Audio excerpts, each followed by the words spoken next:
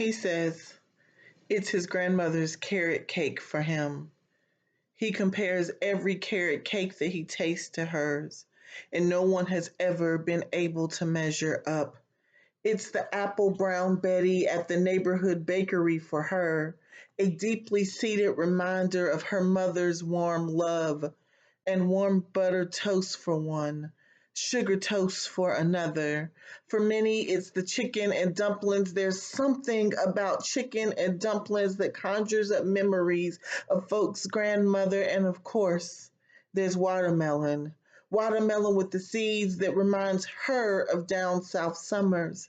There's one who eats collard greens every Sunday, has done so for the past 60 years, means so much to her mother's memory that her brother placed a stalk of collards in the casket, food memories laced with sentimental tears. He said, it's fried chicken on Sundays, floured in a brown paper bag. It's angel food cake from grandma and dressing from Madeira. It's auntie's secret recipes and charbroiled marinated hickory smoked chicken hot off of the grill, made for the community by my dad. My father gave food like it was one of his love languages. My mother cooks up meals as a form of communication. Her food says, come in. You are welcome here. Sit at my table. It is comforting and congratulatory. It is succulent and stable. Stable.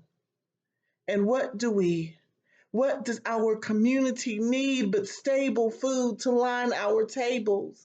Food grown close to our home, nurtured in the same soil that waters the grounds we occupy daily. Food that is intentional and slow and healthy and nourishing, savory, that tells our stories, that reflects the lives that we hope to lead, that nurtures our growing bodies, that sprouts from a seed, an idea, a concept that from production to consumption, our food is accessible and available to each and every one of us.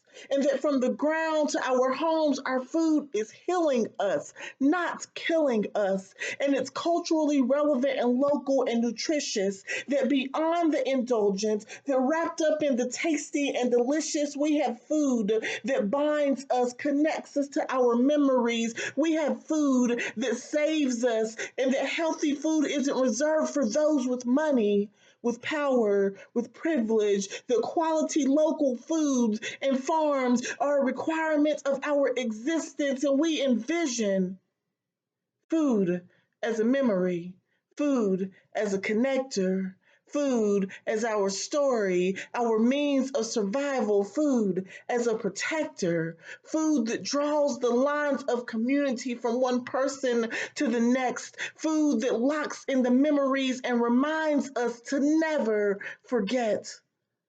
The Caribbean hop spread, a reminder of grandmother in Trinidad, peach cobbler prepared by Miss Naomi, homemade chicken soup by Nana and grandma's, ginger snaps, the salmon and eggs that daddy would eat in the morning, mom's lemon coconut cake, the sweet crisp fruit picked off the trees in the backyard, the hot honey butter yeast rolls that little sister would sometimes bake, sister Yasmin's bean pies, and auntie's ginger infused fresh squeezed lemonade.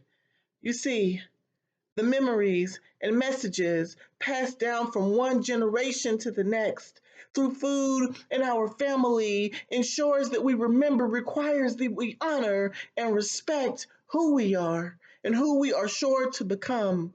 We trace the stories of shared space and food together. We find the origin of our collective community love.